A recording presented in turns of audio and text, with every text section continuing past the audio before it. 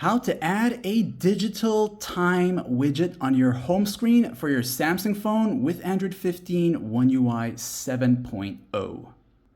Not all time widgets are expandable, and if you want more options, you can go ahead and install the one from the Google Clock and Time widgets. It's free and you can easily use them with no charge.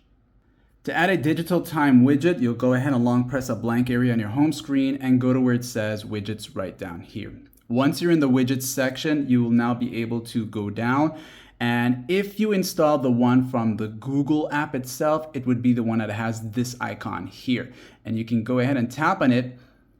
And this is the one you saw early on in the video, which would be one of these here. And once you select it, it'll appear like that, and you can expand it to make it how big you want it. And if you don't like it, you can just long press it and remove it. To get the Samsung ones, you'll go ahead and long press again, go to widgets, and then you'll go down until you see clock, which is the one that looks like this here, this one here.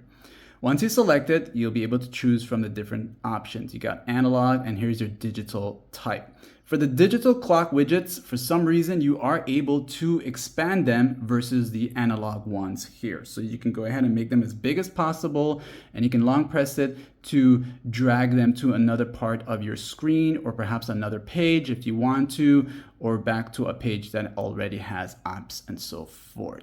All right, now if you do come back and long press it here, you can always go into the settings to make changes or remove it if you don't want it. So going back to the settings, we'll give you this here, giving you some other options such as the light option, the dark mode if you want to adjust to it, and transparency. And once you're done, save it, and you'll have yourself a clock widget that looks like this here that's different from what you originally had. Like and sub.